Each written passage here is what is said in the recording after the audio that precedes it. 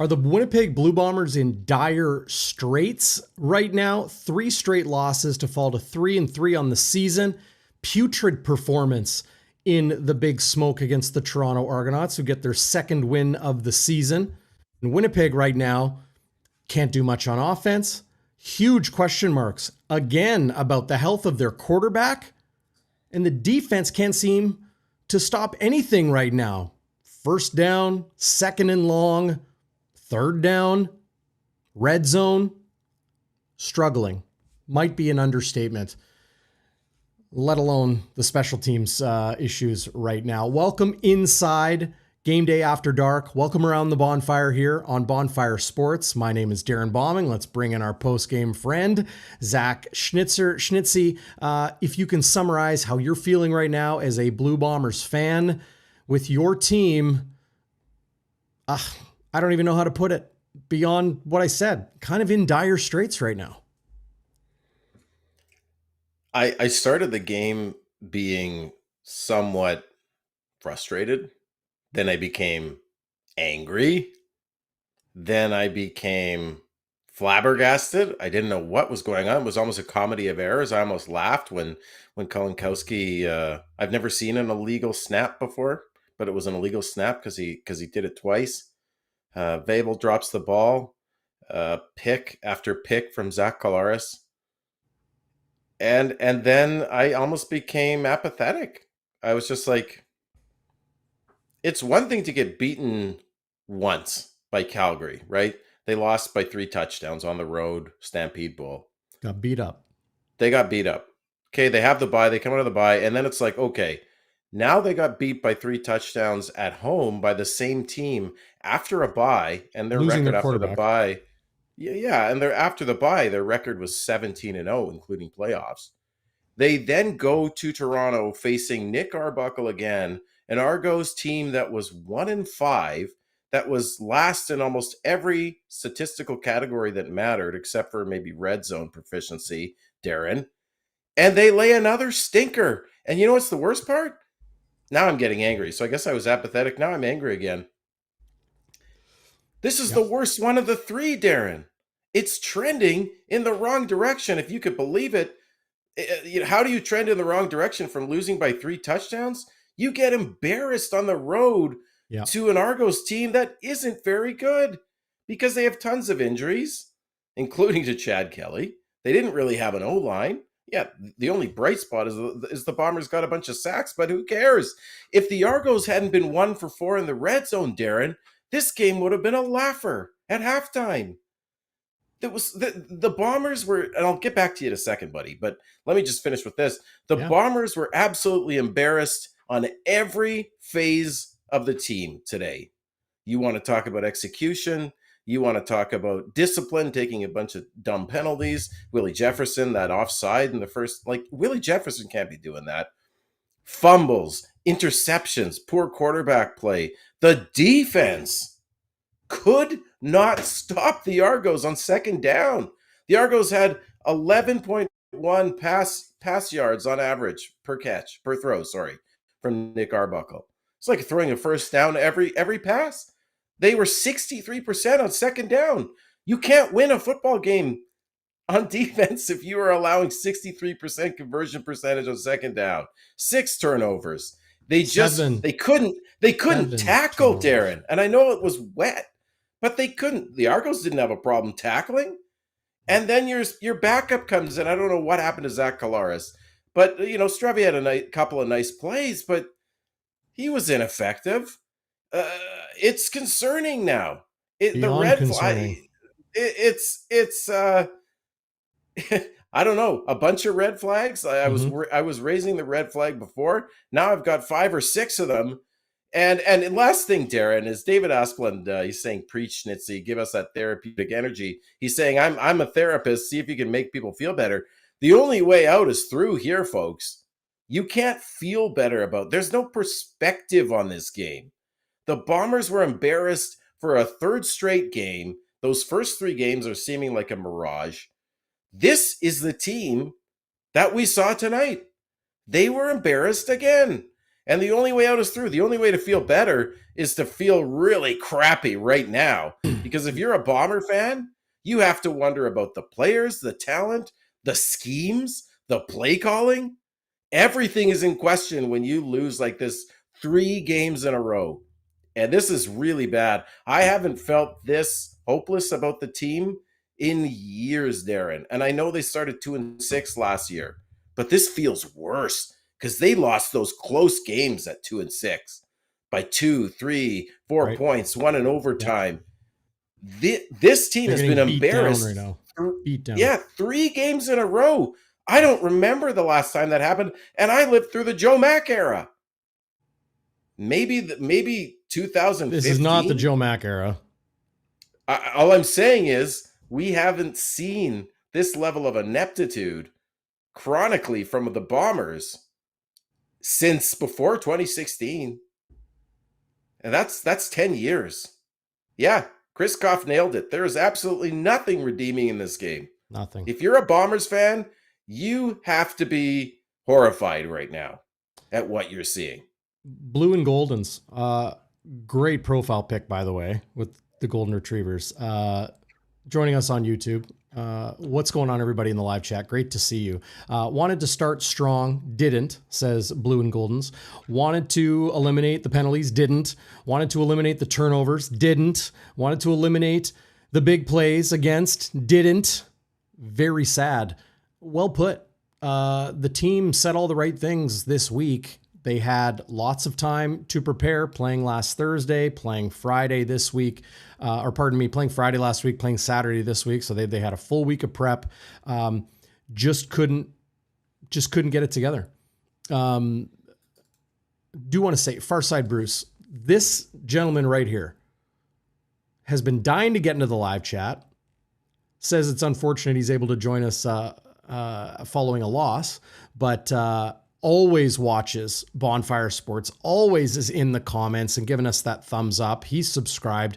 All of you out there should be as well. Appreciate that. We're going to be here, win or loss, rain or shine. It was dreary. It was cold. It was damp. And I'm not even talking about the weather, Schnitzy. It was garbage in Toronto tonight. The Bombers stunk top to bottom. I think you encapsulated it incredibly well. It is going to come down to, like, look, we're here for the fans. We're here for you out there.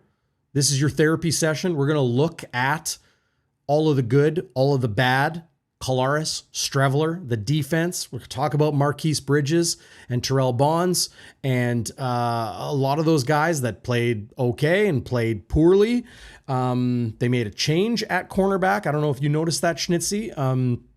Pulling About it. Yeah. Pulling Marquise Bridges from the field side corner and entering Trey Vaval. Then Vaval got injured playing defense. But, he fumbled another one in the return game. Offense, defense, special teams, drops, missed assignments, penalties, turnovers, errors. You could go on and on. John Cuppers says, is this the end of Mike 𝘎𝙤𝙛? I'll say definitively, absolutely not. No way this is the end of Mike 𝘎𝙤𝙛. Arash Madani, formerly of Sportsnet, friend of the show. He is a good guy, whether people enjoy his commentary, often negative about the CFL or not, has been asking, is Mike 𝘎𝙤𝙛 on the hot seat? He's not. The team is on the hot seat. This is a year where they are hosting the Grey Cup and they're playing their worst football I think we've seen in the better part of a decade. Huge concern. Huge concern. I don't know where you want to start on this one, Schnitzy. We've got WALBY'S Warrior, Westwood Wide to the right. We'll get into the Happy Honker Award. We'll try to find one. We'll hand out some game balls. Your bonfire burning point might have happened in the first quarter, might have happened in the second quarter, but it definitely didn't happen. I can't say definitively, but probably not in the third or the fourth. We got lots of video highlights and lowlights to get to as well. Is there a play? Maybe we'll start with a bonfire burning point where this game kind of fell out of the Bombers' favor and helped the Argos capture their second victory of the season. Yeah, I think it's a good way to start at the bonfire burning point. And I've never done this before on our show, Darren. But I'm gonna say the bonfire burning point was the first touchdown of the game for the Argos, because this game never felt like it was going to go the Bombers' way. I mean, maybe on that Vaughters 29-yard fumble return touchdown, they had some life, but the Argos were having their way with us, our defense, all night long. It didn't matter if it was second down. It didn't matter if it was second and 15 or second and 19 even. They were just having their way. And the Bombers came into this game having given up 7 big plays to the Stamps over 2 games. That's Nice, 30-yard passes, 20-yard runs, big kick returns, and they just couldn't afford to keep doing that. They gave up big plays against Edmonton as well. That 68-yard Keon Julian Grant touchdown that had them back in the game. So I came in here on the defense saying you have to communicate better. You can't give up these big plays. And look at this on the first possession of the game for Toronto. Mm-hmm. It's a slant and go for Coxie, and he just and it's a play action, and Bonds completely bites on it. He gets beaten like a rented mule, and it's 6-0. And I'm just like, has anything changed? Am I watching the same game except the Stamps are now dressed in blue? You just can't do that. Mm-hmm. They had. Oh, did we lose you, Schnitzy? I think your internet is getting a little... throwing a 41-yard heavy loss. I think your internet is lagging a little bit. I think the software's trying to catch up and grabbing you a little bit. Apologies to everybody out there that's seeing that, but we'll fight through it. Schnitzy, you were recapping that touchdown by Demetrius Coxie, 33-yard catch, capped a 4-play, 81-yard drive. And that video we just looked at there was started by the Willie Jefferson offside penalty that helped them get out of a second down situation. But I'll agree with you there. That could very well be your bonfire burning point. Here's the touchdown play.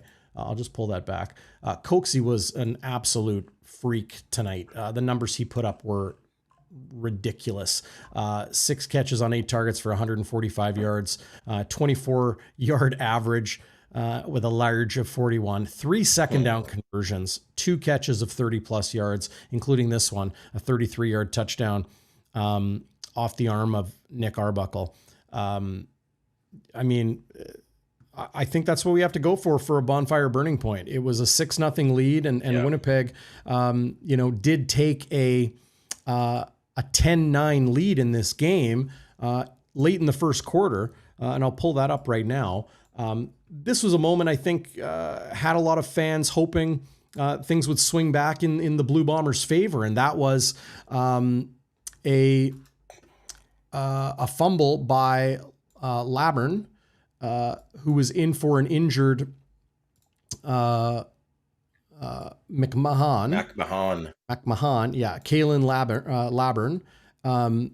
But it was Kyrie Wilson forcing the fumble. James Vaughters with a 29-yard touchdown scoop and score return for his first, I would say, true impact play of his Blue Bombers career. I mean, he's been very good. I was sitting around the Bonfire Labs with Zachary Nolan of the Nolan Hockey Podcast, watching this game tonight. And he was saying, like, what do you think of Vaughters? Has he had a good season? I honestly think James Vaughters has had a great season. No sacks, or I think he's got 1 sack coming into tonight, but makes a huge play there, an impact one for the Bombers that gave them the lead 10-9. But from there, it was Argos play after Argos play that led to, a halftime situation that was horrid. At halftime, things looked dire already. Oh, the game was honestly, Darrin. Is my internet okay now? Yeah, I think you're. How am I doing? Yeah. All right. Yeah. The game. I mean, it's hindsight bias, but at the half, I thought the game was over. I mean, let me read you the drive charts in the first half, Darrin. All right, I'll pull up the stats while you do that. Punt, field goal, punt. Now, after the second drive, the field goal, Brady Oliveira, who's the MOP of the CFL, Darrin, the reigning MOP on Pro Football Focus, he is the highest rated running back in the league. And that's without, playing a game, getting hurt very early. Mm-hmm. They stopped running the bloody ball in the rain. Was this the Grey Cup last year against the same Argonauts? They stopped running the ball. It was inexcusable from Jason Hogan to do that. And I don't know if that comes from Hogan or Zach sees players loading the box for the Argos and pulls it. It doesn't matter. I didn't see that they were even loading the box against Oliveira. I don't know why they stopped running the ball. They stopped running the ball after the second drive. Brady Oliveira almost had a 7-yard average, Darrin. Mm-hmm. He's your best player. He's the best player in the league. Okay, they stop running the ball, then they punt again, then they have an interception, and then they close out the half with another interception. And if I'm going to move away from the play calling, because I don't want to beat that to death, how you stop running the football is just beyond me. And then you start running the football again when you're down by 18 points. Yeah. That's like opposite day. Okay? Yeah. You remember opposite day. It was big in the early 90s. Zach Collaros. We got to talk backwards like crisscross. Exactly. Rap duo? And it was cool. We got to talk about Zach Collaros. Cool, now, but we it thought was not cool. Like, Zach Collaros has become a problem. And I hate to say it. Everybody loves Zach Collaros. Darrin, he has thrown 3 pick sixes against Calgary. Or no, 2 pick sixes. And then Streveler threw one. Interception after interception against Calgary the next game. Yep. Yeah, 2 interceptions last game. What were his final stats today? 5 of 10, 50% for 79 yards and 2 picks. And if you take away Nick Dembski's 46-yard catch, suddenly his numbers are not for 79, right? Yeah. Minus 46. Yeah, you take away then you're looking at 33 yards. Like he has a minus. I've never seen this before, Darrin. He has a minus 6.7 efficiency rating. Mm-hmm. That Dembski throw is great. His connection with Dembski on those corner routes or go routes is always great. I don't care. I don't know what's wrong with Collaros. I don't know why he didn't come back. I assume he re-aggravated something from last week. I can't imagine they benched him. The Bombers I just couldn't see this. No. If they benched him, he wouldn't have gotten out of his gear, right? Yeah. Yeah. He didn't get benched, but his play, let's go through. I don't know if it's okay to bring it up now, though. Those interceptions, Darrin, if you have them on cue. Real quick, before we get into the interceptions, because I want to take a look at them. Big thanks to Ryan Friesen. I know you've been commenting. I think you're almost just trying to get our attention at this point, talking about trading Brady Oliveira for a decent backup quarterback. But thanks for the super chat, Friesen. When Collaros struggles and may be done as a player, you turn to Streveler when you are in a hole? Asks Ryan Friesen. What is so hard about giving Wilson a chance? Give him some time to develop. And then adds an opinion about Trey Vaval that I know a lot of people are on the same page with. We got to get to Trey Vaval. Oh my God. So the interceptions off the arm of Collaros tonight, I'll pull them up here. Here's the first. So this... Folks, this is why you have to watch on YouTube Live. That's right. Schnitzy loves the highlights, even when they're lowlights. This first interception was targeting 𝘎𝙤𝙧𝙧𝙯. It was Cam Judge. Is this the Cam Judge? I think so, yeah. Yeah. This led to a 40-yard Lirim Hajrullahu field goal. 3 plays, no yards. It was essentially a 2-and-out, but they were within field goal range after that takeaway. This was a very poor decision from Zach Collaros. I tweeted as much during the game. If you want to follow me and Schnitzy on Twitter, you can find that in the video description below, whether you're watching on Facebook or YouTube. That was a poor decision I want to pull it back to, let's see, do they have it? Yeah. Just right here. Watch Zach Collaros' decision. Okay. You have Cam Judge at the weak side linebacker spot. He's there all day. It's not like he made a crazy cut on the football. Bad pass. I guess he didn't. You know what? I'm looking at it from that angle. Collaros probably didn't see him. There's the line, and he just sees Stearns coming out of his break. That's a poor decision, though. Whether he saw him or not. Well, and it honestly looked, a couple of things come to mind seeing that clip, and I love that we have the clip. So folks, check us out live on YouTube. Come on. And thanks, Friesen, for the super chat. Darren still, he always says he's going to send me the super chat money so I can buy Daphne toys. Or yeah. Listen, it looked like Collaros was throwing a quick out. Okay, which makes sense when maybe there's a blitz and you need a hot route. I don't know why they weren't running the ball there on first down, or was that on second down? But was that second down or first down? I'm not sure. The original pick. Anyway, I'd have to go. The only thing I'll say for Zach there is it looks like the ball was wet and it maybe came out of his hands a little. You're talking wonky. On the first interception, or the first interception. Yeah. Okay, this is the second one we're looking at right now. Yeah, the second one now. This one I think is even worse. And I know you tweeted earlier, Darren. You and I were texting about it. Yeah. Yeah. I look at this ball. It's a bit of a, first of all, that's what they call a hospital ball. Yeah. Thank you. It's a suicide ball. But I shouldn't say suicide because we shouldn't use it in that context. But it's not a bad choice per se. It looks like Stearns is covered pretty well. Can I tell you why he throws the ball high? You'll see it on the replay here. But it hits Wynton McManus is an absolute beast. Could be the best middle linebacker in the game today.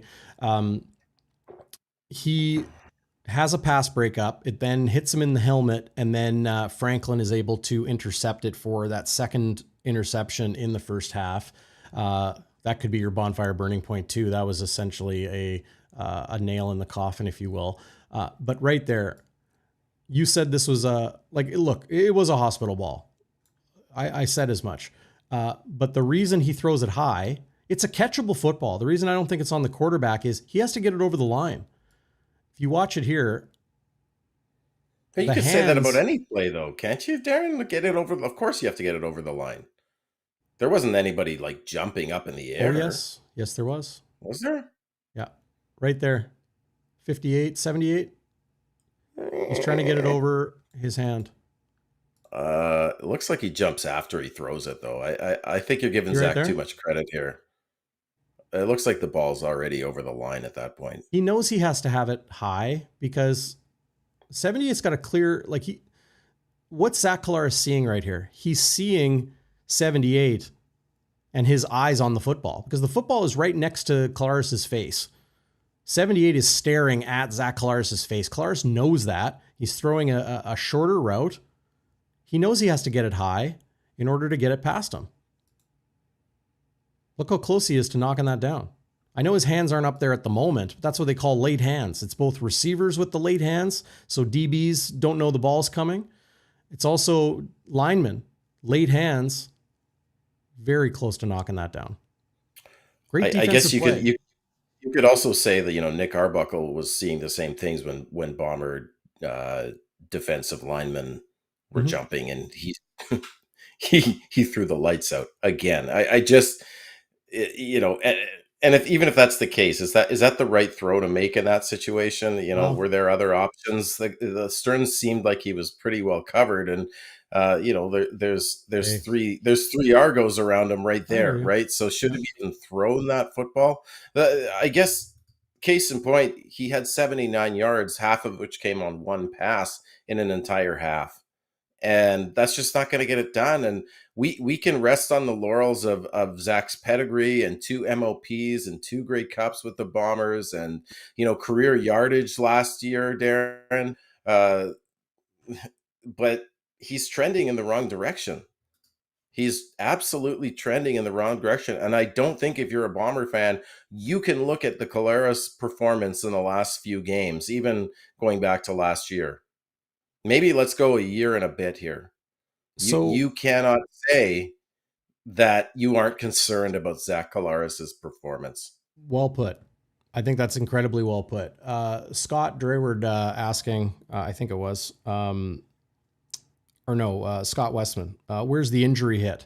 Well, here's Zach Collaros on the sidelines, and here's a bit of a recap TSN put together of his first half. This play, I don't think, is one that gave him a good shake. There's the interception by Cam Judge. I think he was hit pretty good on that interception by Cam Judge, if I'm not mistaken. But the reality is, look, everything is speculation right now. The Winnipeg Blue Bombers are the most tight-lipped organization in the Canadian Football League. The Argos, meanwhile, are probably the opposite. A month ago, their star player, Wynton McManus, gets injured in the first half. Ryan Dinwiddie then goes to a sideline interview, I think it was with Matthew Schnitzy, Britt Dorr, whoever, and said, Wynton McManus sprained his knee, he's going to be out 2 to 4 weeks. Said it straight up during the game about a star player. And then there's the Winnipeg Blue Bombers, who are the polar opposite of that. And we don't know what Zach Collaros' injury is. It's listed as a neck injury. That does not mean it's not a concussion, okay? You can have a concussion in your neck. How do I know that? I've had a concussion in my neck. And I had that diagnosed by the same physician who I believe to this day is still the concussion specialist for the Blue Bombers, for the Winnipeg Jets, for other elite athletes in the province of Manitoba, okay? You can have a concussion in your neck. We don't know for sure if it is a concussion for Zach Collaros, suffered last week against Calgary in Winnipeg, or tonight. But we can speculate that it potentially is. And if it was, I will add some context. Yesterday, Collaros spoke to reporters in Toronto. We played it on GameDay Winnipeg, a pregame show with myself and Chris Walby. And Collaros said, I had some lingering effects after that game, but as of today, said Collaros, being yesterday, day before the game, he said he felt the same he did in the days leading up to that game where he was initially injured. Okay, so he said he felt fine, but did say that he had some lingering effects to that neck injury. We can speculate that it's a concussion. I know that he was in concussion protocol, but it doesn't mean that that's what the injury was. Either way, what we saw tonight was him start the game, play, get knocked around a little bit, and then not come out for the second half. So it wasn't an acute moment, a specific moment where it was Zach Collaros is now injured. Something happened in an assessment of Zach Collaros, whether it's during halftime or leading up to halftime, where it's, you know what? I think we got to sit down. I think we got to take the gear off. And I think we got to focus on ensuring his health is where it needs to be. We know that concussions, and same thing for hamstrings or, bone bruises or, whatever, soft tissue, hard tissue injuries, whatever it is, those things can creep up and get worse. But if this was a concussion, this is incredibly concerning that he played in the game and then suddenly an assessment's made where it's, we should take you out of the game. So I think there's huge question marks right now of if we see Collaros next week at home against the Argos, if we see Collaros for a stretch here, because you don't want to mess around with concussions. They're a bitch. No, especially if you've had a history like Zach, right, Darrin? And I think Bomber fans, when he signed in October 2019 with the Bombers, I thought he was damaged goods at the time. I was like, yeah, big whoop. I wish he had come in 2014 when they tried to sign him and they settled on Drew Willie. But I thought he was done because of the concussion history. And he had a clean bill of health and he won 2 MOPs, as I said, won 2 Grey Cups. And this wasn't an issue. Now maybe it's rearing its ugly head, pardon the pun. I do hope he's okay. As a human being, he's a great human being. He's a great guy. You've interviewed him, Darrin. He's married. He's got 2 kids under 5, or 3 kids under 5 or something. He's got a house in Ontario. He's a great guy. He is Whether a or not hardworking family man, no doubt. he really is a lunch pail guy, and he's done Incredibly wonders. well liked. I still argue if Cleo Lemon, if Sean Lemon hadn't taken out Matt Nichols in 2019 in August, we wouldn't have 2 Grey Cups, because I don't think Matt Nichols could take us over the top. You saw what Zach Collaros did. He was the cherry on top of that incredible defense and decent offense, but he was the cherry on top. And we have a lot to be thankful for from Zach Collaros. Injuries aside, he is, I keep saying the word trending, and it's getting old. Mm-hmm. He is trending in the wrong direction. 17 touchdowns last year, 15 interceptions. People are starting to wonder about his decision-making, his arm strength. This is just, it's not going well. And I hate to say it, because I love Zach Collaros. I'm a massive fan. I mean, my son's got a Zach Collaros bobblehead in his room. That's the last thing he sees before he goes to bed, and the first thing he sees when he wakes up. You don't have to convince us, man. Hey, I love Collaros. And at his prime, he was easily the best quarterback in the league. But it's concerning now if you're a Bomber fan. And the other thing that we have to ask right now, Darren, and I think I've seen a lot of this on social media and from buddies and family members asking, is Streveler the answer at quarterback if Zach Collaros is down? Because a lot of people are asking, what about Terry Wilson? T. Will with a great comment. The problem we have is, says T. Will, if we don't sign Zach Collaros, who is there? Do we really feel good about putting the ball in Streveler's hands full time, or a second-year player in Terry Wilson? I don't feel good about Terry Wilson. I think it's a great question, T. Will. Here's what I would want to see. Because Jason Hogan's offense has not been good. Some of his play calling, I think, I can't really question play calling, Darren. I don't know schemes well enough. But if you're not running the ball, that's a pretty clear indication to me something's going on there. And I thought of all the people. This is why I was excited about Jason Hogan. Because last year in the Grey Cup, we all came away from that saying, why didn't they run the freaking ball? Right? I saw Brady Oliveira a week or two later at a Bombers event. He said, if we run the ball, we win that game. Mm-hmm. You could argue they should have run the ball more in 2022 instead of having Dakota Prukop throw a 60-yard bomb, which turned into an interception, right? 2023, they didn't run. They didn't run Brady Oliveira enough. And I thought of all the coaches that were going to come in, even though he's a rookie, running backs coach and Brady Oliveira whisperer, Jason Hogan comes in. And this is a couple games now where you're like, why aren't they running the ball? Now, I know they get down early, Darren, but they get down early because they're not running the ball, because they're relying on Collaros to throw it. Look, they get down early because the defense is playing incredibly poorly right now. But the offense isn't keeping up either. That's the disparity in the score. I'm not saying it's just that, Darren. Well, you're Jason right. Hogan mentioned that this week, that, sometimes you throw the ball because you're down. So you know what else Jason Hogan one said, leads Darren? into the other, right? Do you know what else he said? And this concerned me.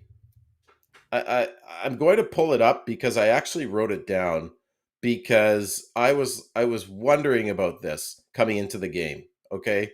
Hogan said, I think the offense is where we want it to be. This was coming into this week. I think the offense is where we want it to be. We just got to find a way to execute and finish. You look at statistically the last 2 games against Calgary, he was talking about. We got 400 offensive yards. We just got to end in the end zone with points. That concerned the heck out of me coming into this game, because as an offensive coordinator, when you've been beaten twice in a row by the same team, right? You think you'd adjust after the first time.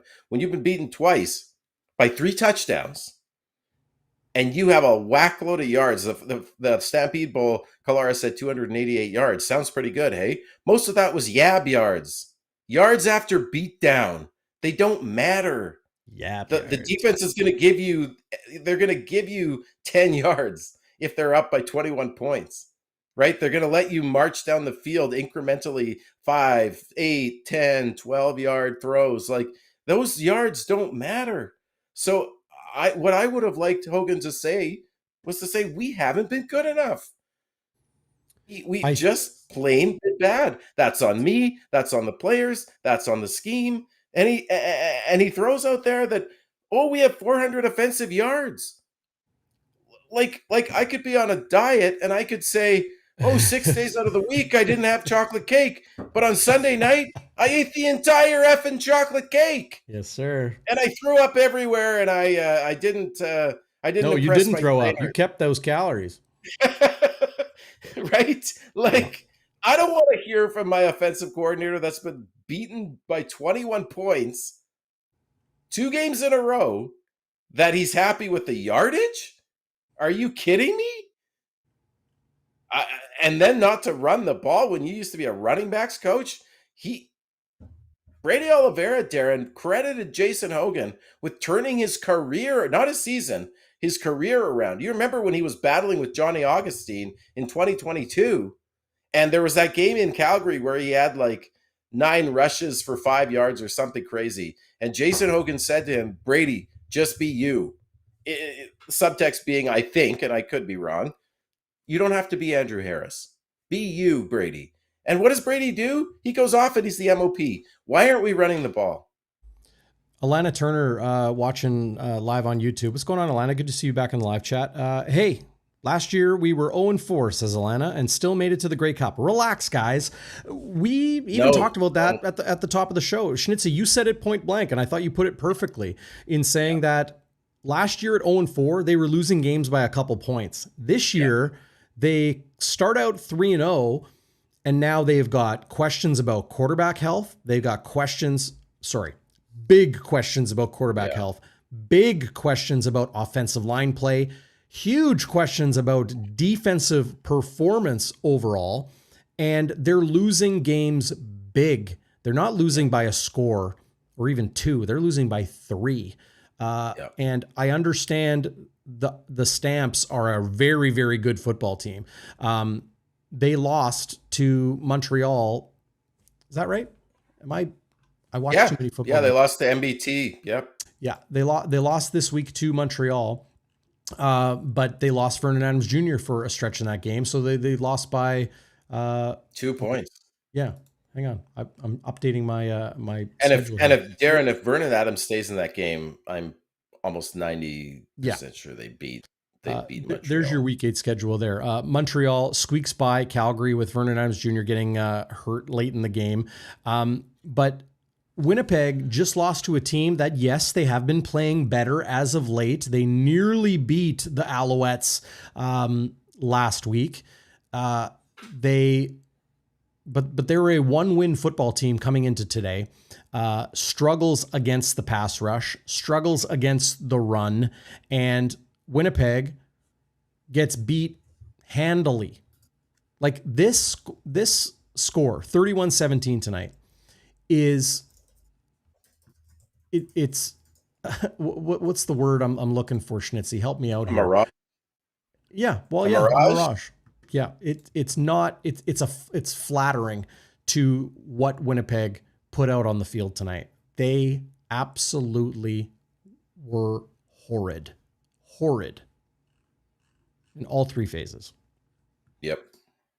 Do want to pull up this real quick. Waiter says Chad Kelly's been listed as questionable since week 1. Not very honest there. That actually is honest. Here's the deal. With CFL injury reports, I keep getting more information by the week of how these all work. Okay. And since they implemented them, teams are kind of being a little bit more on the ball with how they report things. If somebody is on the injury report, they can list them as in, out, questionable, doubtful. It used to be questionable or in, right?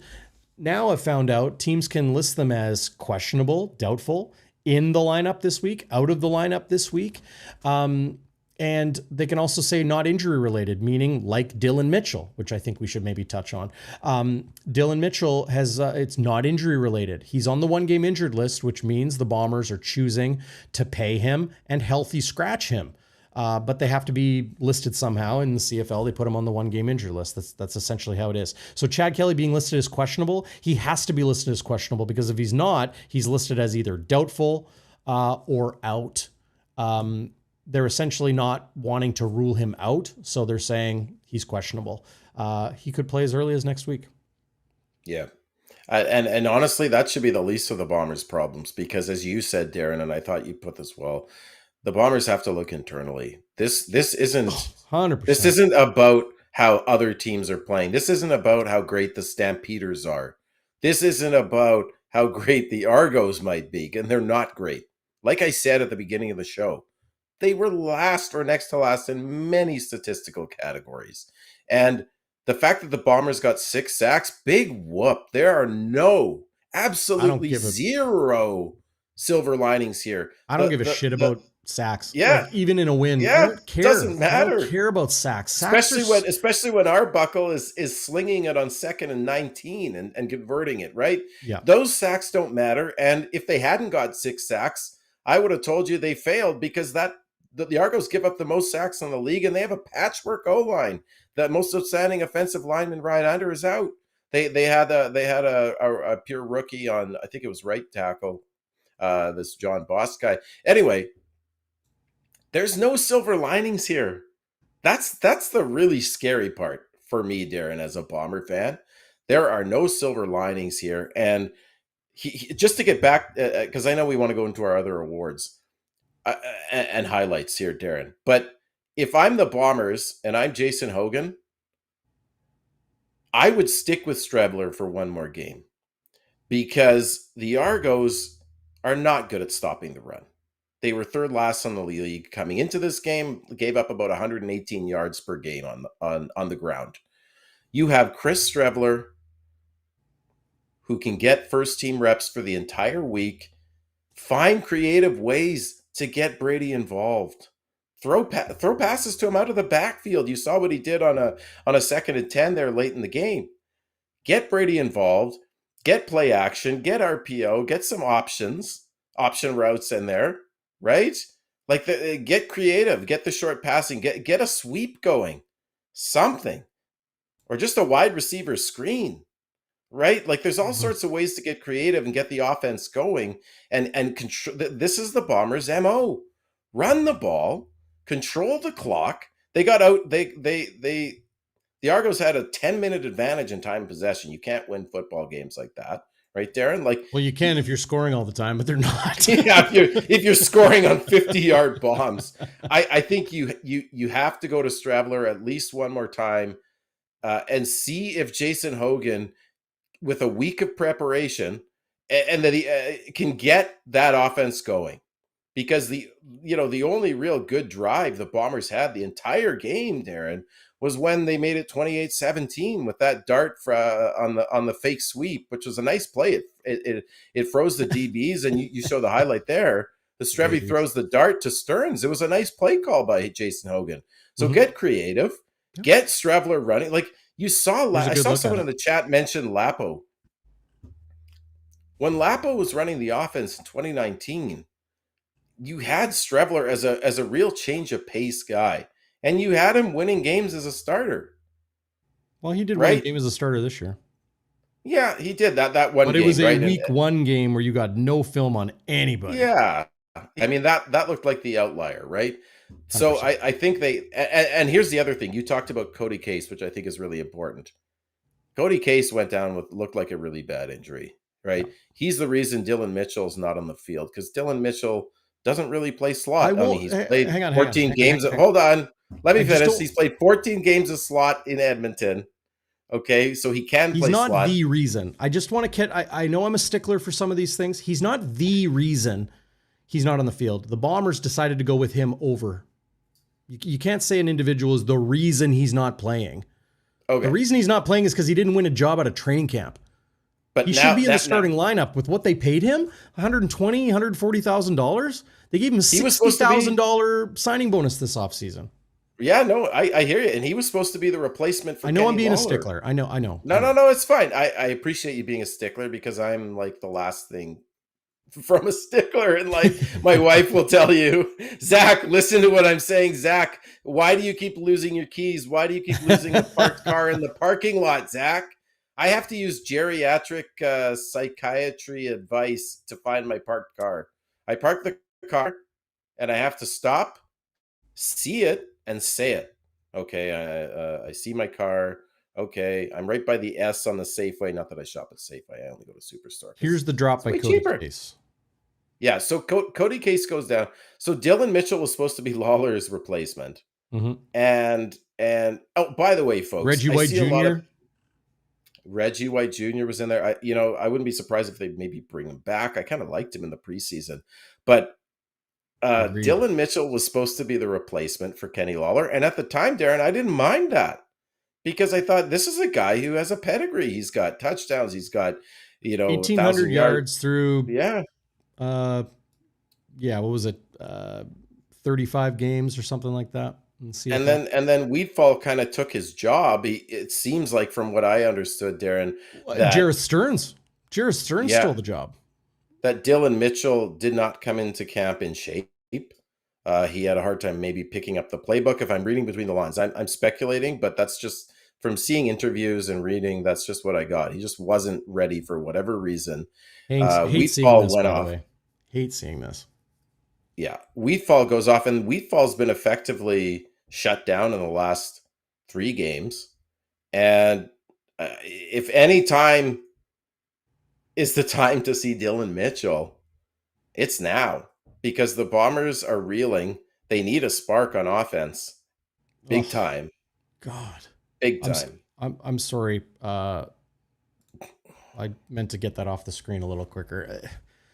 Clearly, No, that's rough. Kody Case. It looks like Kody Case broke his leg. They needed the cart to take him off. I hate seeing that. I don't care if a guy is playing lights out or if he's struggling.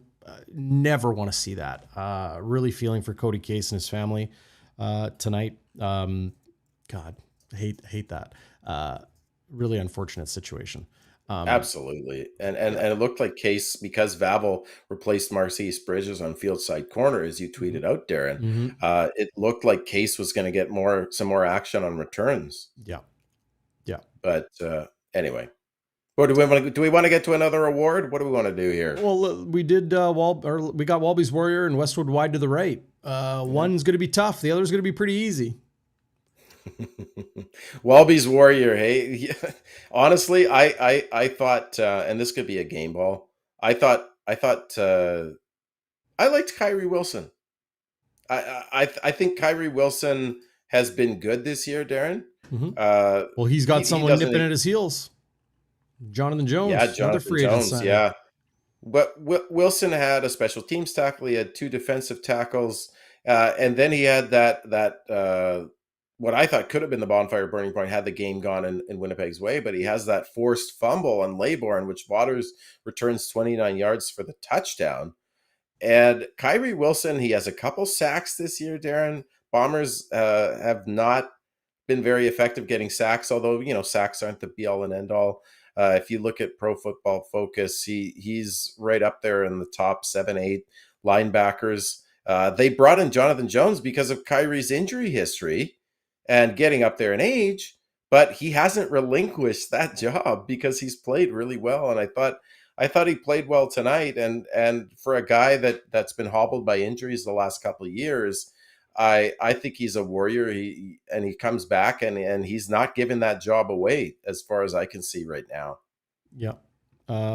CFL 60 OG. What's up, my G? Great to see CFL 60 OG mentioning Tony Jones as their WALBY Warrior tonight. Here's my WALBY Warrior. Might not be a popular one, but I thought he came in and played pretty well. Is he the answer? Should people be reassured? Maybe not. But I thought Chris Streveler did a lot of good things tonight.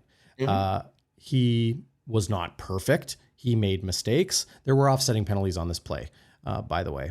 Oh, no, sorry. Different one. This penalty was declined. Offside on the Argos. There it is, a trip there. But Streveler stood in the pocket, delivered the ball, and this was an absolute dart to Jarrett Stearns, who he found later on the drive, a little earlier on to cap his touchdown drive. That was an incredible throw from Chris Streveler. He is capable of making that throw. Look at that. Where's the pocket? Yeah. And I'm talking about the pocket in the secondary. throws it over the defenders, right in the right spot. Look at that. That's How a many tough guys throw. are You're there? absolutely right. 5. Yeah, in between those two levels of the defense, right there. Great job by he Chris just Streveler puts there. it in there. I'm giving him my Yeah. WALBY'S Warrior tonight. That's fair. Listen. I just finished telling you guys that I think Streveler should be given starters reps this week, and I think a game plan should be based around him and what he does well, not what he doesn't do well. Okay, and get Brady Oliveira involved, and I think they can beat the Argos if they don't throw up all over themselves next week and botch a snap and fumble a return and throw 2 picks. Like if they play safe, they should at home. They should beat this team. And if they don't, dude, woof. Wow. Well, no doubt you have to, I know we said it a couple weeks ago when they were playing Calgary in the rematch at home. They have to come out and have a statement game at home. They have to play their best football. Some people in the live chat saying Zach Collaros and Willie Jefferson, their best football is behind them. Don't give me that crap about Willie Jefferson. Don't give me that crap. His best football's behind him? Are you kidding me? Are you kidding me? Is his effort there every single play? Look, I know Willie, his family probably listening. I don't think I'm going out on a limb. No, it's not there every play. But he had another knockdown tonight. He gets after the quarterback. He is right there when Arbuckle was releasing the football. Don't tell me Willie Jefferson's best football is behind him. Go watch the Grey Cup. Go watch the Grey Cup and show me where he wasn't the best football player on the field. Quarterbacks, DBs, running backs, linebacker, I don't care who it was. He was the best player on the field in that Grey Cup game. And he showed tonight, he showed all season. He's still capable of doing that. Adam Draward, Willie J, not the problem. No shit. I'm with you, Adam. I'm with you, brother. No shit. And, Terrence Monsian, hope I'm saying that right, Terrence. I love what he said here, that Willie Jefferson ran down a Janarian Grant sweep. Like, Janarian Grant is freaking fast. Like, yeah, no, I don't. Do I think Willie is as dominant as he used to be? No. Statistically, does he jump off the page? No, but that's not always been how you evaluate a guy like Willie Jefferson. He does, even in the Pro Football Focus stuff. Even if you, not that that's gospel, but it is a measure, and he's invisible there. But he still has an effect on the game, Darrin. I like your point, and I don't think if you showed me the reasons why the Bombers are struggling, Willie Jefferson isn't up there. This isn't a Willie Jefferson issue. There are a multitude of glaring issues with this Bombers D. Yeah, 100%. Westwood's wide to the right. Did you want to do that?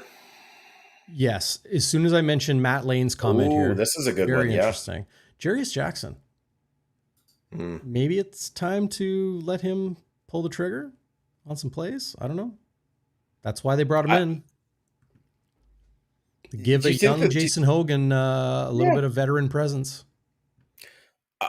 I don't think Jarius Jackson is going to take over the offense. And if he does, you won't know. We will not know. 𝘎𝙤𝙧𝙧𝙯 would never air that out publicly. If anything, the most thing we'll hear is that Jarius Jackson's a little more involved. And you know what? He probably will be, because this offense is struggling.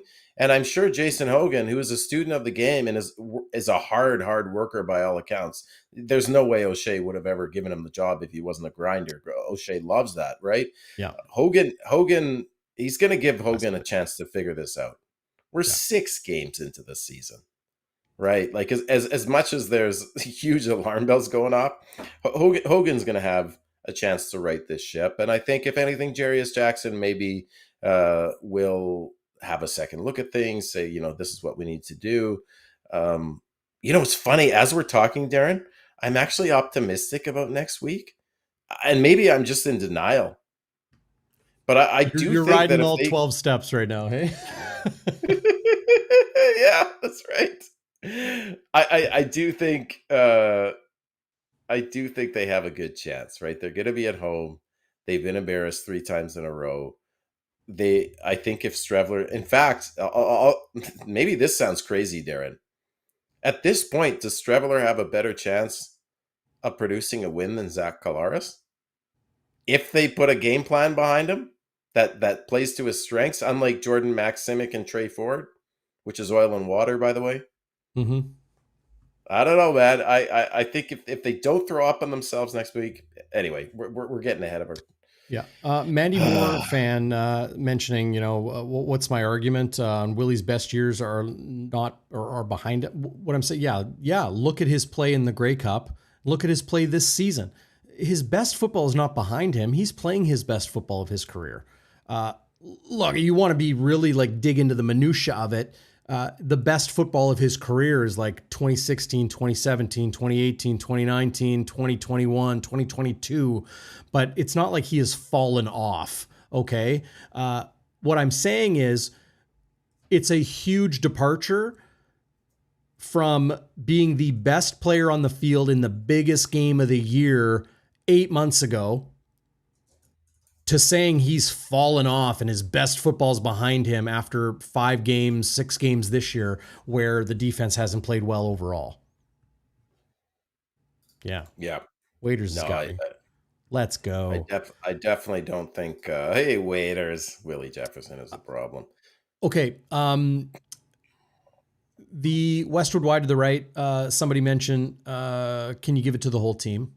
I'm going to say, yeah, I think the Westwood wide to the right now is the entire Blue Bombers team. How about you? Yeah, I mean, first of all, you got the most glaring concern for me right now, if you're looking at wide to the right, is this defense. Okay, they lose Brandon Alexander, and who's the quarterback of the umbrella of the DBs. Well, they lose him. Well, they don't lose. You know what I mean, right? Being a stickler again, but yes, I know you're being a stickler. My point is, Brandon Alexander. They didn't re-sign Brandon Alexander. Nobody re-signed Brandon Alexander. No, I understand, and I love Brandon Alexander. In fact, he wants to come on the show. I'm just saying, Brandon Alexander is very cerebral. He knew what to communicate with the DBs, right? And now you've seen 4 games in a row with massive coverage busts. Again, there's something wrong with the secondary. They're not communicating well. Jamal Parker is not, he hasn't played safety back there, right? And then you have Adam Drawer just on cue talking about Adam Bighill. Now, do I think they should have re-signed Adam Bighill? No, I think his best playing days are behind him. But he is very smart, right? And he was quarterbacking that defense in terms of what calls, right? And they all work together. Is that an issue right now where this young defense or younger defense, pardon the pun, actually don't pardon the pun. That younger defense. There you go. Younger defense. Are they having trouble communicating? Because this is now a pattern, right? The amount of big plays they're giving up, Darren, is very concerning. We can get into that in a second. But my Westwood right to the right is the whole team. That's the defense right there. The offense, I mean, when this game mattered, this offense had 3 points. If you look at the drive chart in the first half, punt, field goal, punt, interception. Yeah, it was a defensive touchdown, and they're trailing 28-10. Yeah, exactly. So the game was effectively over at halftime. The way the Bombers were playing, they were down by 18. They only got a field goal when it mattered, right? They get the late touchdown in the third quarter with, 3 minutes left. Decent drive, nice play by Streveler, but that's garbage time. So this offense wears the horns, goat horns too. And then special teams, let's just talk about special teams wide to the right. And I know the field was slick and the ball was slick, right, Darren? But he's coughed it up twice now and fumbled it, and the other team has recovered it. This was backbreaking. You just can't do that. You saw in the Grey Cup what happened with Lucky Whitehead when the game was like a 1-point game and Lucky Whitehead fumbled the ball. Like, you just can't. Your only job on returner, like if you have one job, it's to catch the ball and not turn it over. You have one job. Other than that, actually, the special teams isn't bad, but I'll get to that later. But I just think It's all wide to the right. Absolutely. It's all Yeah. wide to the right. But I would say, despite the ineptitude of the offense, this defense is probably the most surprising to me, Darren, in terms of how much they're struggling. And they couldn't tackle tonight. That's something I haven't seen. I've seen them get maybe out schemed and they don't execute well in terms of their communication, coverage bus, but they couldn't tackle. And I know it was wet and slippery, but the Argos didn't seem to have a problem. Even Ed Tate, who works for the club, called their tackling atrocious. Well, I was shocked. It's blatantly atrocious. No, it was atrocious. But to see Ed Tate tweet that, I mean, that's saying you know something what? to me. I give Ed Tate a ton of credit. Absolutely. I'm not disparaging him. Work inside that facility. He is honest and real and calls it as it is. Absolute freaking pro. Absolute freaking pro. He is. I love Ed Tate. I'm just saying it was surprising to see Ed Tate, who works for the club, tweet that out, because he's got to make sure he has. I don't think it's surprising. I think it would be surprising if it's so blatantly obvious that the tackling was poor. So blatantly obvious. Just taking a look now at the Trey Vaval fumble. If any of you out there are catching this on the podcast afterwards, hit us up on YouTube. You can watch these moments in the game and as we debate and get into them all. If you're watching live right now on Facebook, head over to YouTube and give us a thumbs up, subscribe. Appreciate those things a lot. Really helps a lot. Best thing you guys can all do is share it with a friend. You can even use like the clip feature and send like your favorite moment. Like, can you believe the BS bombing was spewing? And send them that clip. And sharing it helps us out a lot. We, Schnitzy, you and I do this with a lot of passion, a lot of love, a lot of dedication and work. So we do that all for you out there. But if you're watching, just to know, we do have this via podcast as well. So you can head over to your favorite podcast app. We're on all of them. And give us a subscribe there. Would appreciate the download. The Bombers were tackling like it was the Pro Bowl. Oh, T-Will just digging deep, cutting to the bone. Love it. Love it. Live chat is lit tonight. Mandy Moore fan, Friesen, Farside Bruce, Adam Droward, Jets Girl, Tracy, everybody. Value all of your opinions. Bring them. If I disagree with you, I respectfully disagree with you. If I agree with you, cool. That's cool too. All opinions welcome. Bring it. You saw Schnitzy and I disagree. We were ready to choke each other out a couple weeks ago, but here we are. That was, still doing. I had people reaching out after to see if we were okay, Darren. I was like, "Are you guys okay?"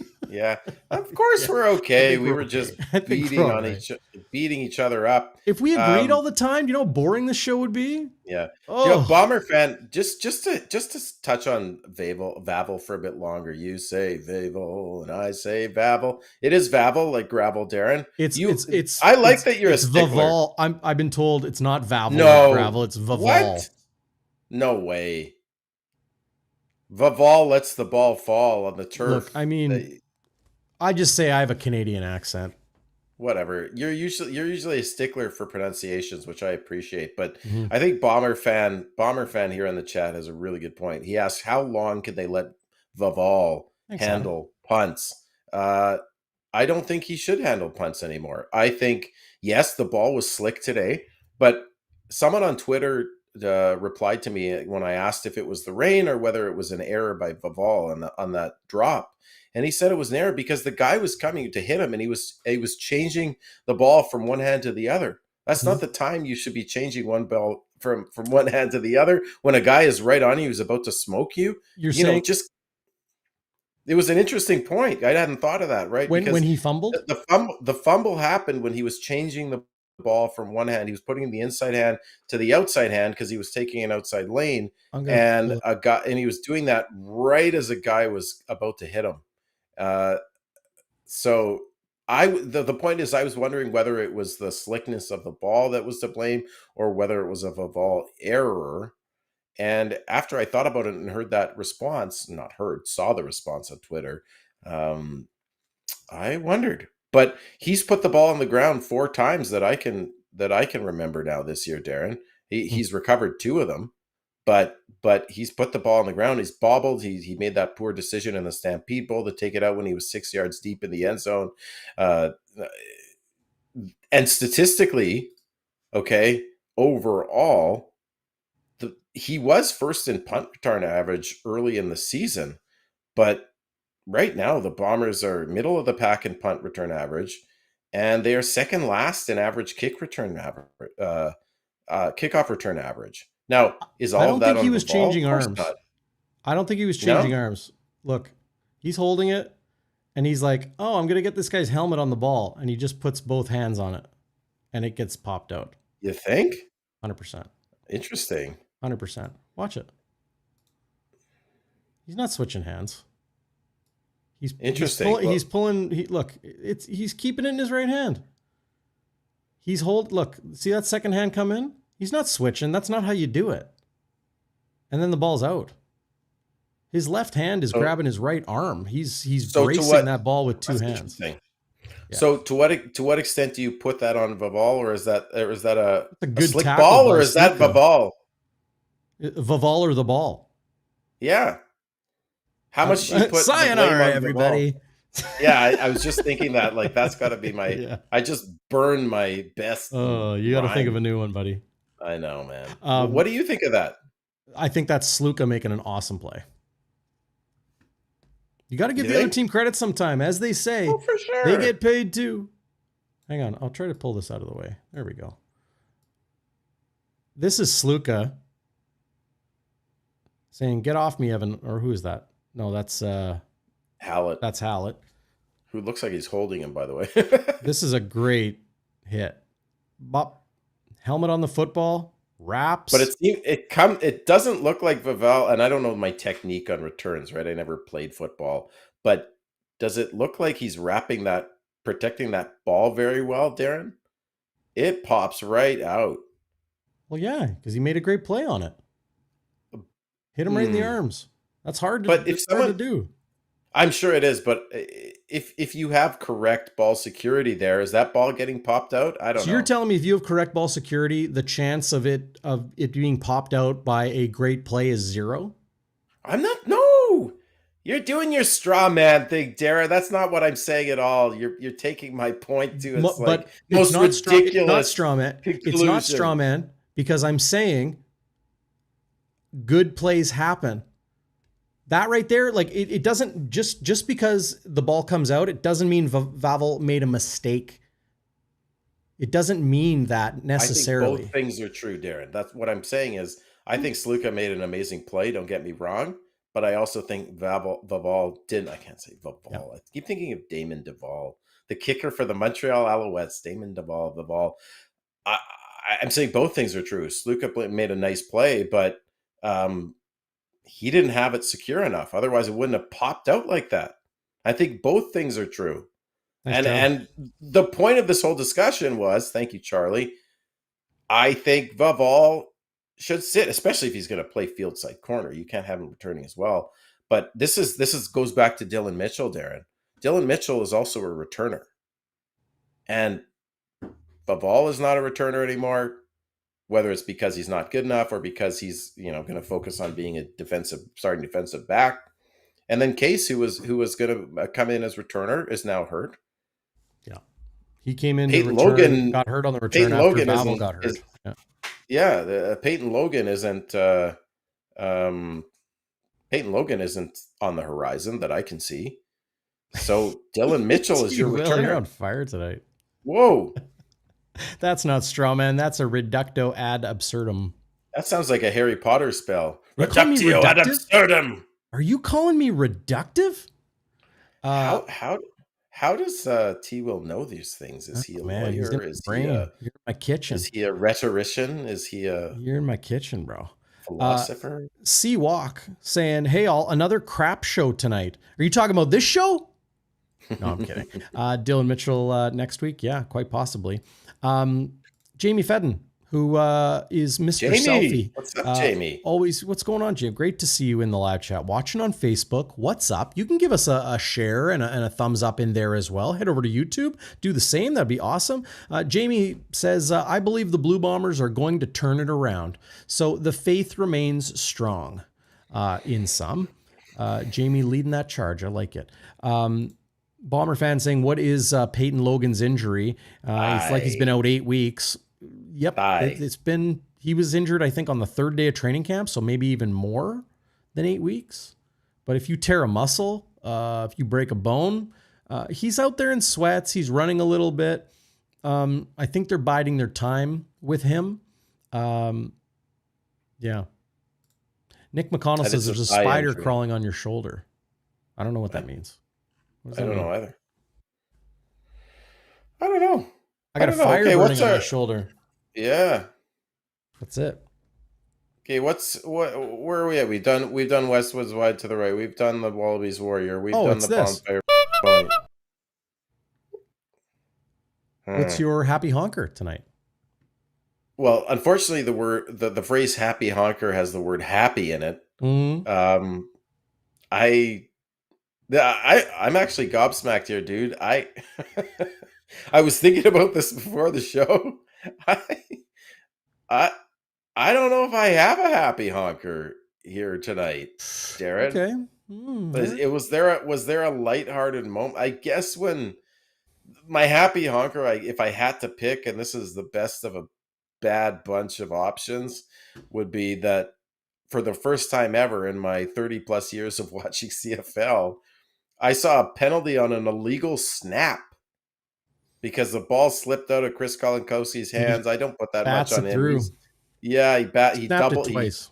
He snapped it twice, and I'm not blaming him. Like that was just a reaction. And Seawalk. Crappy honker. Crappy honker. Kolinkowski's been a good center for us. Nice. Where'd you get that from? Yeah, I would say that was kind of funny. I kind of chuckled, even though we were on 2nd and 2 with Streveler and probably converting that 95% of the time, and they took like a 20-yard loss. But yeah, that was my happy honker because I've never seen that. And I'll maintain, Darren, I love the CFL because every game there's a rule or a play where I'm like, what the heck was that? Like last week it was the Vaval play where his feet are in the end zone and he picks up the ball at the 1 yard line. And I was skewering him because I thought, well, what the hell are you doing? Give up the single point there. Why did you take it out? In fact, the ball has to be in the end zone. I didn't know that. Maybe I'm just dumb, but I didn't know that. So there's always something. There's always something in the CFL. Doug Throsky. Hope I'm saying that right. What's going on, Doug? Great to see you engaged in the live chat. Appreciate that. Everybody in there. Got to be the James Vaughters touchdown as the happy honker tonight. Not bad. I like that. What do you think? I don't know. Kind of great play. Happy honker? Sure, I guess. I'm going to do there's not a whole lot of... This is my happy honker. Bombers fans won't like this, okay? Old friend, Janarian Grant, with the halfback pass. Mm-hmm. That's fair. Yeah. And drops it in there. Oh, the tackling. Oh, the tackling. Whew. Schnitzy. Good gracious. Okay. We've gone through them all. It's time for game balls. Dare you give out a game ball tonight? Yeah, I'm actually going to give out a couple. I was going to give this guy the WALBY'S Warrior, but I gave that to Kyrie Wilson. I'm going to, if I have to give one, I have 2 game balls, one to one player and one to a collective. Not even though I said there's no silver linings, maybe there's one. I thought Tony Jones was really good tonight, Darren. Okay. He had a sack. He had a nice tackle in space, and then he had that big tackle for a loss on the running back. I thought, he finishes with 6, leads the team 6 defensive tackles, 1 special teams tackle. He actually had 2. I'm just looking at the stats here. I don't remember this other one, but They're saying he had, oh yes, because that big tackle, that wasn't a tackle for a loss. That was a sack Mm-hmm. on Nick Arbuckle. That was a second. So he had 2 sacks tonight. I thought Vaughters, you could give him a game ball. Jay Person also had a sack, a nice one. So did Devin Adams. But I thought Tony Jones, because you're wondering here as a Bomber fan, who's going to replace Adam Bighill? And I don't think you can say that Tony Jones has replaced Adam Bighill in his prime. I don't think that that's his ceiling, but his floor is pretty high. I think he's been a decent linebacker, and I thought he had a really, really good game today. My other game ball is actually going to go to, I guess there is one silver lining, Darren, is the punt and kick coverage for the Bombers. Last year, Mike Miller's punt and kick coverage squads were tops in the CFL. Okay. And they're continuing that again, right? They were going up against Janarian Grant, and had this game been close, they would have had to really contain Grant so he didn't break one on them. I like that. And it wasn't close, but they still kept Janarian Grant in check. They are third in opponent punt return average, and they're second in opponent kickoff return average. And so, if you're going to take one silver lining from this game, Darren, maybe it's the punt and kick return coverage, especially against a guy like Janarian Grant. Waiters mentioning, show the Devin Adams sack on Nick Arbuckle. I don't have it, but you notice they sent 6 guys, 6 or 7. Like they sent the house, and Adams got right up Main Street, north, south, and took down Nick Arbuckle. I wonder if we're going to see more upfront pressure from the Bombers D line and defense overall in the rematch next week. Well, here's the question, Darren. Mm-hmm. What do you think of Jordan Younger's schemes? Because early in the season, I thought he was blitzing. I think he blitzed more in the first 3. I don't mean to interrupt. You can have the best schemes in the world, but if you don't tackle, if you miss coverages, like I believe Jordan Younger, and I encourage people to check out, you can go to our pregame show. You can find it in the live section on our YouTube page or on Facebook. There are chapters. Okay. So you go into the video description, or you can just use the chapters feature, and you can find the interview with Jordan Younger. Okay. So go to the pregame show with me and Chris Walby on Bonfire Sports, and listen to Younger talk about better communication. And he essentially says, I believe Jordan Younger. Okay. I really do. That they need to be sharper. They need to be more assignment sound. They need to make less mistakes.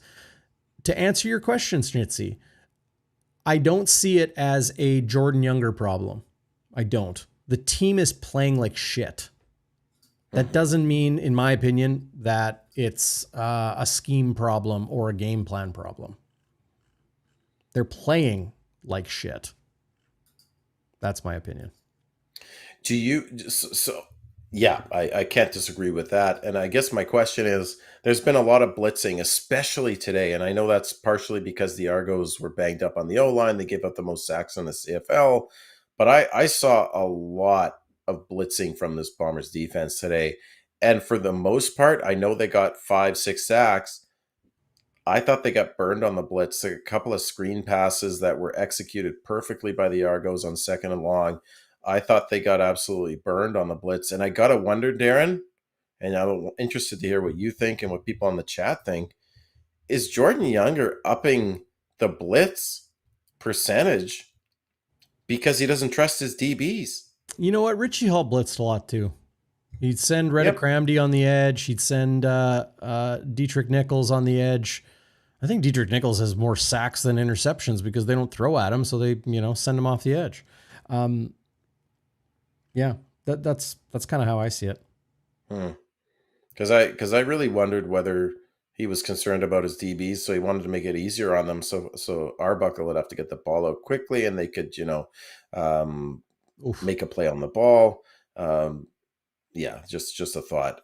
but I think Jordan Younger is blitzing a hell of a lot. Yeah, the Bomber fan with an interesting point here. D looks bogged down in assignments. Ball flying around and no one trying to make a play. Everyone trying to be in the right spot. No reaction to the ball. The ball is the game. Yeah, it's an interesting point. Yeah. There's your West Division standings. Saskatchewan with a huge win this week to move to 6-1. Calgary falling to 5-2. Winnipeg with 2 bye weeks already in the books. They've played 6 games. They got 6 points at 3-3. They have won the season series against the BC Lions. So they do hold a potential tiebreaker down the line. We're talking a long time from now. But the Lions are 3-4. Edmonton at 1-5. They nearly pulled it out. They did pull out the backdoor cover as they were 9-point dogs in Saskatchewan yesterday. They were trailing Schnitzy. I left the Sea Bears game and I looked across the street coming out of the arena, Tavern United, through the window, and it was, 21-4. And I'm like, oh man, they're down by 17, 4 or 5 minutes left in the third quarter. I'm like, they've scored 4 points all game. This is the Kody Fajardo Edmonton Elks offense that's supposed to give them the best chance to win. Scored 4 points through 3 quarters. And then I go home. Actually, I go to my parents' house because they're taking care of the Bonfire pup, Ruby, for the night as I'm at the Sea Bears game. And suddenly it's like a 1-score game. So I rewind a little bit and I watch Kody Fajardo lead a touchdown drive. They pushed, they poured it on late. Edmonton's got a little bit of fire in their belly. But them sitting at 1-5, the Bombers sitting at 3-3, the Lions sitting at 3-4. It's going to be a dogfight this West Division. Calgary and Saskatchewan, clearly the class of the league. Look at those points scored. They've got 200 points, each of them, through 7 games. Calgary's defense is disgusting how good they are. Winnipeg, look at that. When's the last time you saw the Winnipeg Blue Bombers with a negative point differential by that much? 2-1 at home, 1-2 on the road. They have a chance to move to 3-1 at home next week. Okay, here's the Bombers' schedule right there. August 1st, it's country night, nearly sold out at Princess Auto Stadium. Pregame, we'll get it going Thursday at 3 o'clock here on Bonfire Sports. Postgame, Schnitzy, you'll be there at the game, and you'll come home and join me for Game Day After Dark on Friday, August 1st. And then Calgary with their 3rd meeting with the Stamps in 5 games on Saturday, August 9th in Cowtown.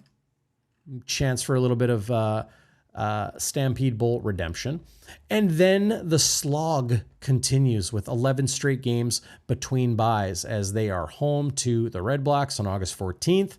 They travel to Montreal on August 21st. They travel to Saskatchewan on August 31st. So at least they get 10 days, but that's a pseudo bye in the middle there with 10 days. They go from a Thursday to a Sunday before they have to start this hellacious, physical, bruising home series with the Labor Day Classic and the Banjo Bowl, August 31st and September 6th. And then it doesn't stop. Then they got the Ticats in Hamilton. Then they got the Red Blacks in Ottawa, September 12th and September 20th. And then the Ticats again, September 27th. Then they'll get a chance to breathe in deep with their 3rd and final bye of the season before they face, maybe it's Kody, maybe it's Trey, maybe it's somebody else we've never even heard of, and the Edmonton Elks in a big division game at that point of the season. Saskatchewan again, Montreal in week 21, which seems to have become a bit of a annual thing, finishing the regular season, Bombers, Alouettes. It ain't going to get any easier. Winnipeg I remember Bob Irving was responding on Twitter. Huge ups to Bob, now retired, longtime, legendary Hall of Fame play-by-play voice of the Blue Bombers on OB, saying that Week 6 is not a must-win game. No doubt. Bob's right. Bob's usually right. But if Winnipeg loses a 4th straight game and loses big, next week at home against a 2-win Argos team. I mean, people are going to be talking about burning the house down in a year that they're hosting the Grey Cup. Shit show, potentially.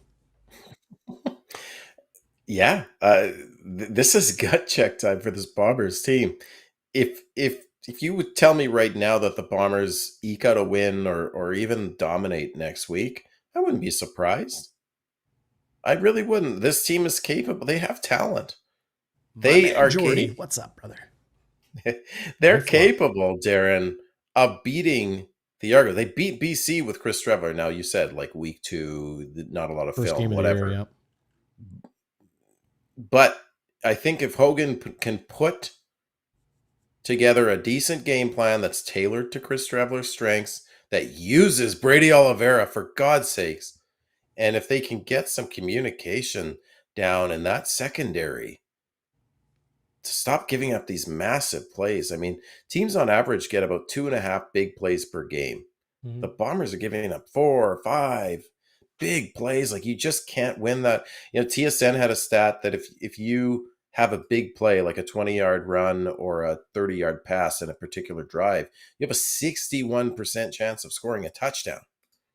If you don't, you have a 10% chance. And the Bombers just are they gave up another 4 tonight. 1 20-yard rush, 20-plus yard rush, and 3 30-plus yard passes. Let's listen to Chris Streveler.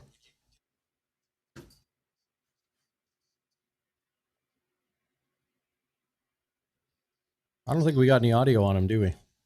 No. Okay. That's all right.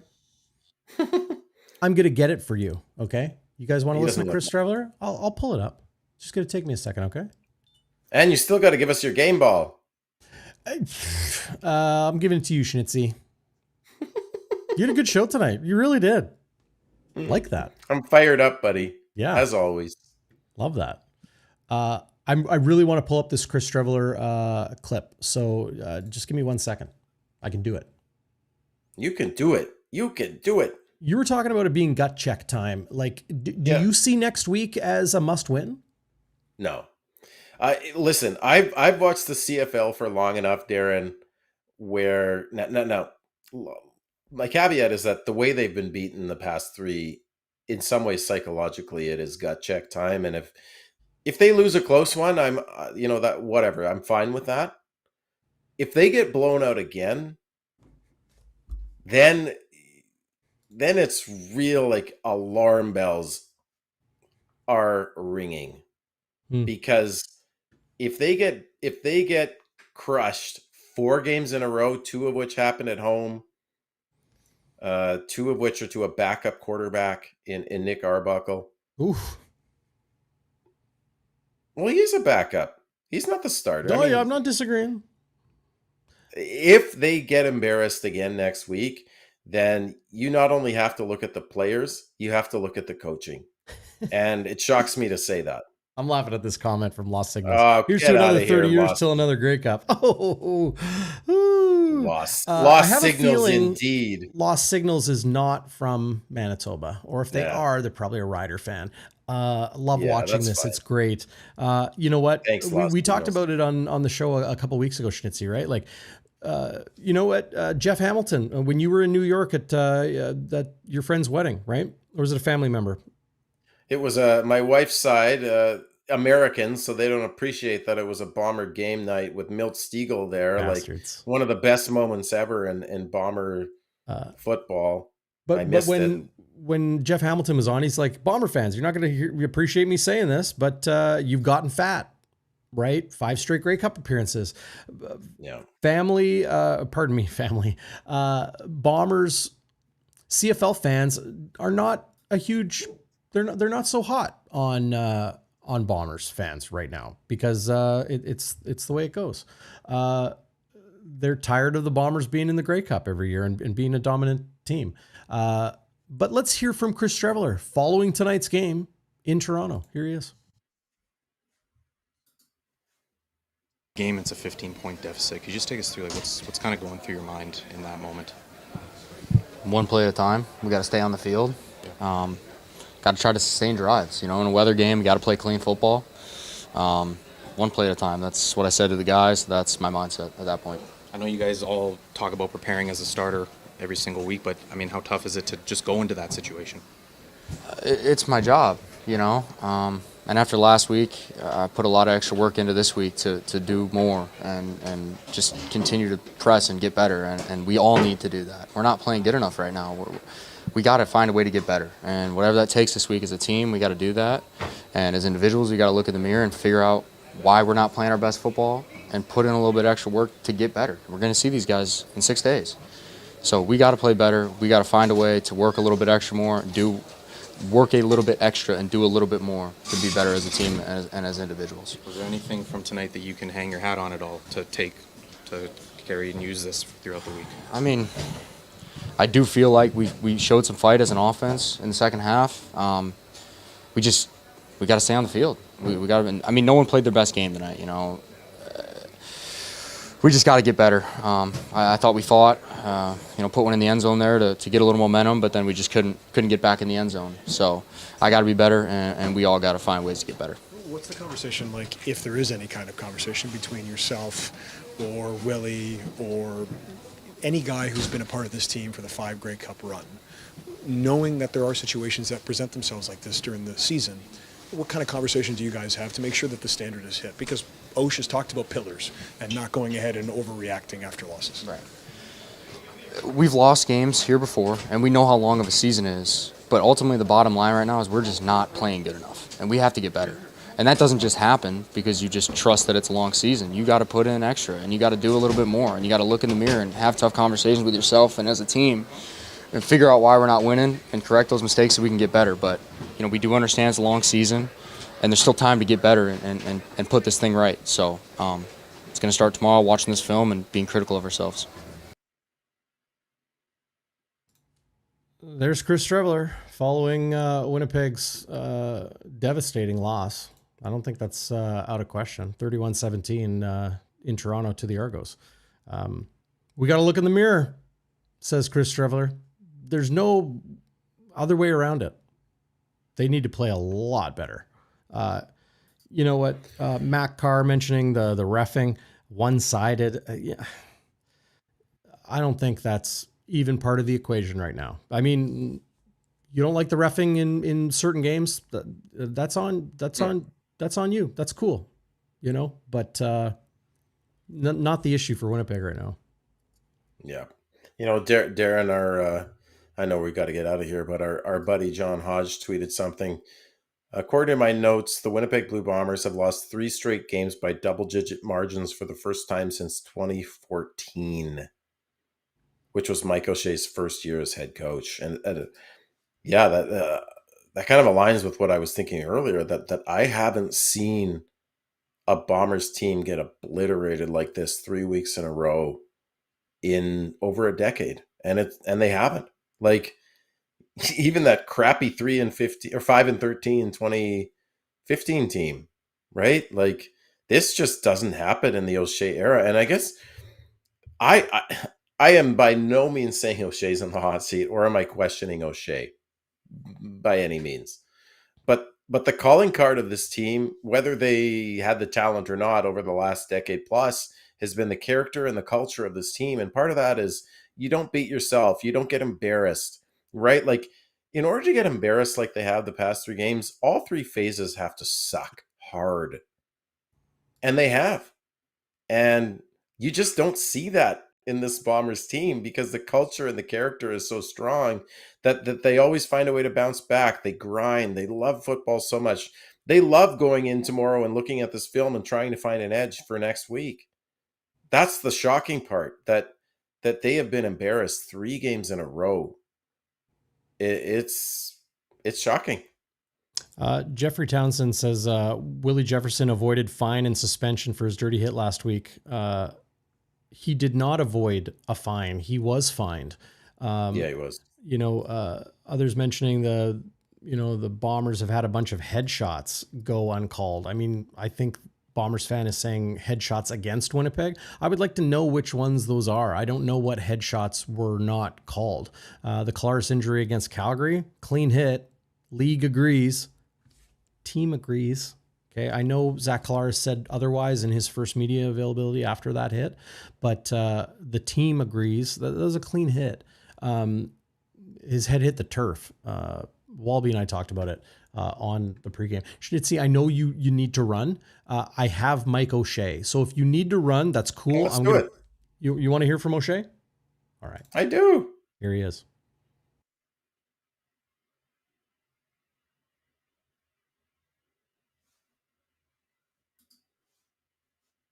Mike, just overall thoughts on that, On, the game. oh, yeah, not nearly good enough. I mean, we certainly, we got to prepare our guys to play smarter, right from the hop. Sort of put ourselves in a bit of a hole early, but it's nothing that's insurmountable, They get we fumble a ball in slick conditions. They fumble a ball and we score with it. They get one weird interception off a guy's back, It was a great effort to try and make the catch, and it was a tough catch regardless, no matter what the conditions, tough catch, but it ends up sitting on a guy's back and rolling into a guy's hands when we're in scoring position. It's just one of those weird, tough games, and we certainly didn't play well enough to overcome any of the little the weird stuff that was going to happen in a game like this. A few turnover on downs late, but you've got to be concerned with the amount of turnovers in the last 3 games. Yeah, but you look at each one on its own, I think you can really bog yourself down if you're looking at the number and adding it up over 3 games. We're concerned about what we did this game, and we will obviously, we look at every play, and if it's the same thing that's happening over and over again, then yeah, there's certain things you can do or got to do. But, once again, I try not to lump everything all together. Each play has its own very specific set of circumstances that you got to look at. Coming into the game, there's a lot of talk about explosion plays against, and they got a couple on the first drive. That's still a concern too? Yeah, of course. It comes right back down once again to making sure we're communicating well and seeing the same pictures, making sure the guys are with their eyes are seeing the same pictures, or at least talking about what they're seeing as they go along. And I have no doubt in my mind we'll get better at it. Did you feel like your team tackled well enough tonight, and was the footing with the rain maybe a potential factor? Both teams have the same footing, Did we tackle well enough? No, I don't think we tackled well enough. A few times, depends on the score. You'll see our guys really just trying to rip for the ball and not necessarily securing a tackle. So there's going to be a small handful of tackles where you like the effort with the IQ that says, hey, we need the ball. Especially if they're already in a field goal or in a scoring position. The only thing you can do there is get the stop, obviously, but you got to take the ball away to keep the points off the board. So I have no problem with those ones. With Trey coming in at field corner, was that an injury to Marquise, or did you just feel like Trey was giving you a better chance there? Yeah, that's, I have a lot of faith in JY, and he's going to make a decision. And honestly, I didn't get an injury report for Marquise, so it could have been, because I'm not necessarily going to get it, right? The order goes coordinator, special teams coordinator, and then maybe me, because I'm the last guy that really needs to know. So he's setting the personnel then for if there was a mid-game change? Yeah, he would have full control over that. Yeah. Okay.